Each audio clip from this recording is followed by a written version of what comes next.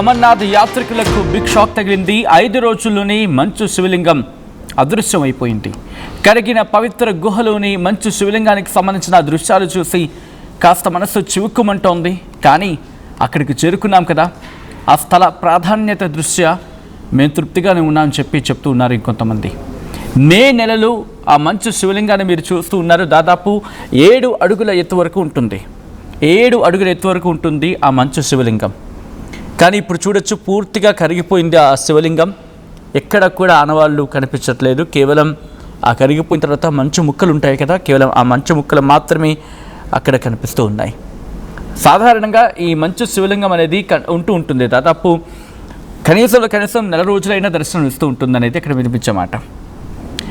సాధారణంగా ఎలా ఉంటుందంటే, మే చివరిలో లేకపోతే యాత్ర ప్రారంభంలో ఇది 7 అడుగులు ఉంటుంది.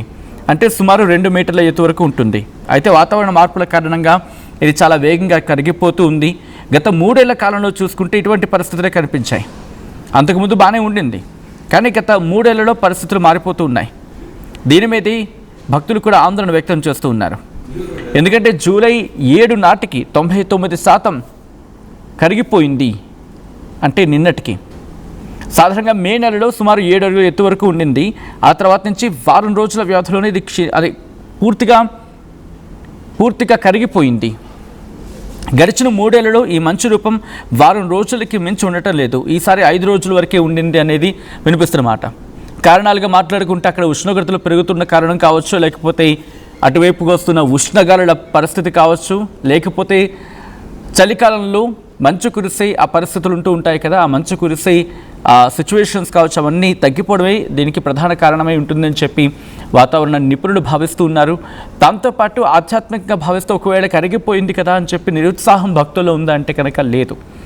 కాస్త ఉండొచ్చు కాక. ఎందుకంటే అమర్నాథ్ యాత్రకు వెళ్ళేది ఆ మంచు శివలింగాన్ని దర్శించుకుని ఆయనను మనసారా చూసి తరించి అక్కడి నుంచి యాత్రను పూర్తి చేసుకొని తిరిగి ప్రయాణం అవుతూ ఉంటారు. ఎప్పుడైతే ఆ మంచు శివలింగమే కనిపించలేదు, కాస్త మనసు చివుక్కుమన్నప్పటికీ కూడా ఇంకా యాత్రకు వెళ్ళడానికి, యాత్రను పూర్తి చేసుకోవడానికి కారణం ఒకటే చెప్తున్నారు భక్తులు. మంచు శివలింగం కరిగిపోయి ఉండొచ్చు కాక, కానీ ఆ స్థల ప్రాధాన్యత ఉంది.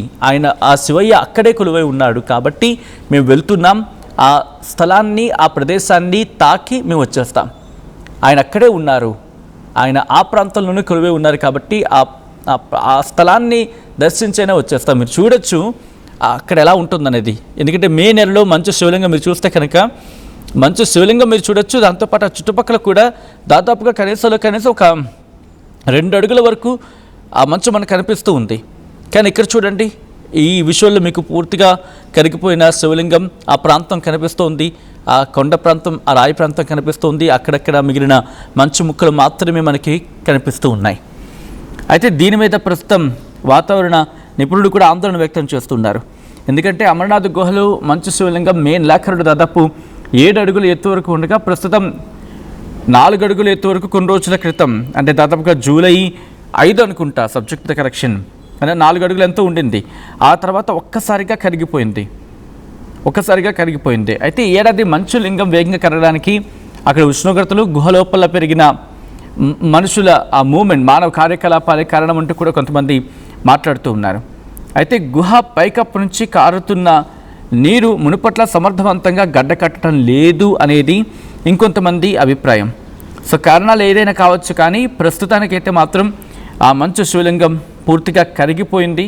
ఇంకొంతమంది చెప్తున్న దాని ప్రకారం 99%. అఫ్కోర్స్ అలా అనుకోవచ్చు, ఎందుకంటే మనకి ఇంకా అక్కడ మంచు ముక్కలు కనిపిస్తున్నాయి కాబట్టి 99% కరిగిపోయింది. 7 అడుగులు ఉండాల్సిన శివలింగం.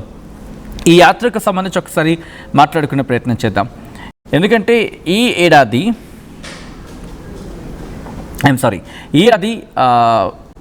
యాత్ర గురించి మాట్లాడుకుంటే జూలై 3న ప్రారంభమైంది. అఫ్కోర్స్ మేలో లింగం ఏర్పడినప్పటికీ కూడా, అంటే ఆ ప్రాంతం అక్కడే ఉంటుంది. ఆ ప్రాంతం అక్కడ ఏర్పడిన పరిస్థితుల దృష్ట్యా అమర్నాథ్ యాత్రను ప్రారంభిస్తూ ఉంటారు. అయితే ఈ ఏడాది అమర్నాథ్ యాత్ర జూలై 3న ప్రారంభమైంది. ఆగస్టు 28 వరకు కూడా మొత్తం 57 రోజుల పాటు కొనసాగుతుంది. సో ఈ నేపథ్యంలో కనీసం అంటే జూలై 3న అనుకుందాం, 3వ తారీఖు, 4వ తారీఖు, 5వ తారీఖు, 6వ తారీఖు, 7వ తారీఖు, అంటే 5 రోజులు మాత్రమే మంచు శివలింగం ఉండింది. ఆ తర్వాత ఎక్కడ ఆ ఆనవాళ్ళు, అంటే ఆ మంచు శకలాలు అనుకుంటామా, లేకపోతే ఆ మంచు ముక్కలు అనుకుంటామా, ఏవైనా కావచ్చు, అవి మాత్రమే మనకి కనిపిస్తూ ఉన్నాయి. మిగిలినవి ఏవి కూడా అక్కడ మనకి కనిపించడం లేదు. ఇదే భక్తులు ఆందోళన వ్యక్తం చేస్తూ ఉన్నారు. ఎందుకంటే ఒక చోటు నుంచి దాదాపుగా పహల్గామ్ నుంచి స్టార్ట్ చేస్తే 16 కిలోమీటర్లు అటు ఇటుగా ఉంటుంది. అండ్ నీల్గిరి నుంచి స్టార్ట్ చేస్తే దాదాపుగా కొన్ని కిలోమీటర్లు ట్రావెల్ చేయాల్సి ఉంటుంది. ఎందుకంటే నీల్గిరి నుంచి బాల్తాల్ వెళ్ళాలి, అక్కడి నుంచి బరారి వెళ్ళాలి, ఆ తర్వాత ఆ కేవ్కి వెళ్ళే పరిస్థితులు ఉంటూ ఉంటాయి మంచు శివలింగాన్ని దర్శించుకోవడానికి. బట్ పహల్గామ్ నుంచి అయితే ఏకంగా దాదాపుగా కనీసం 16 కిలోమీటర్లు పైకి ట్రావెల్ చేయాల్సి ఉంటుంది. 7,500 అడుగుల నుంచి 15,000 అడుగుల ఎత్తు వరకు కూడా ఉంటుంది. అక్కడికి ట్రావెల్ చేస్తూ ఉంటారంటే అర్థం చేసుకోవచ్చు ఎలా ఉంటుందో పరిస్థితి అనేది. ఈ క్రమంలో అక్కడి నుంచి చందన్వారి వెళ్తారు. ఆ తర్వాత అక్కడి నుంచి నాగకోటి, శేషనాగ్, అక్కడి నుంచి పాపిబల్, సంగం, ఇవన్నీ టచ్ చేసుకుంటూ అక్కడికి చేరుకోవాల్సి ఉంటుంది. చాలా కష్టతరమైన ప్రయాణం అయినప్పటికీ కూడా భక్తులు వెళ్తూ ఉంటారు. మంచు శివలింగాన్ని బాబా బర్ఫానీ అని చెప్పి కొంతమంది పిలుస్తూ ఉంటారు.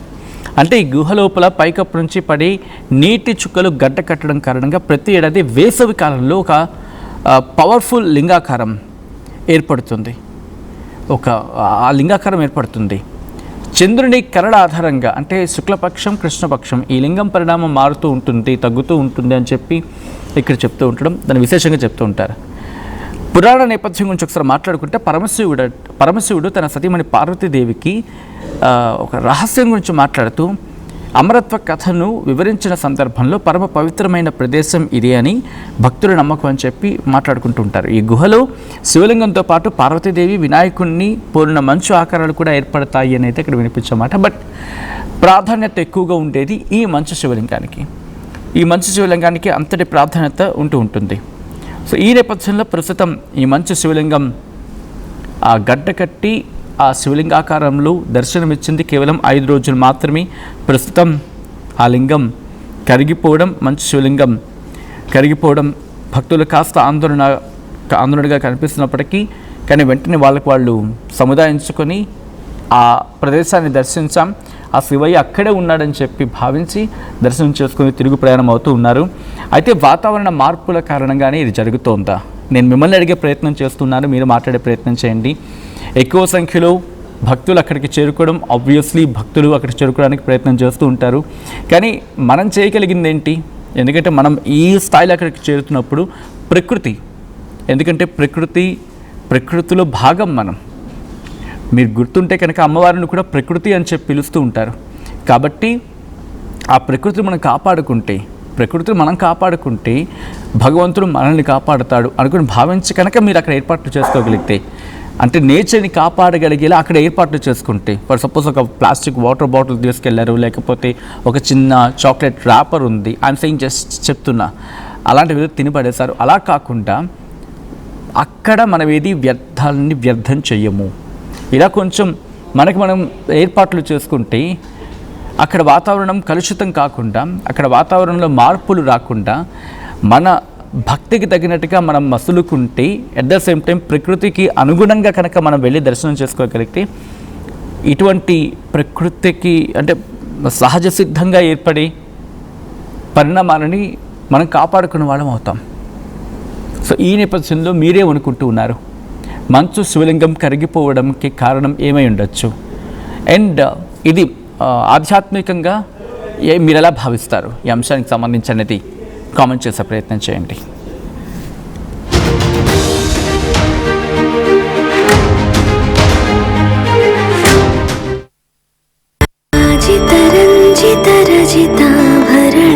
Pure in its form with grace made noble.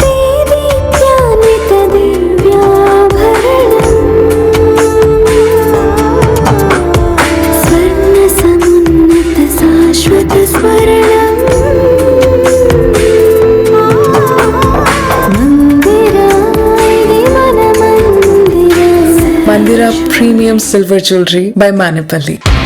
At KLA Global Business School, we turn the students of today into the leaders of tomorrow. Global KL Business School. వస్త్ర ప్రపంచంలో సరికొత్త ఫ్యాషన్ కిసాన్ ఫ్యాషన్ మాల్ ఇప్పుడు మన బీరంగూడలో. I'm Rishabh, a digital marketing strategist and a football player. I refuse to be one. At Anurag University, be everyone you dream to be.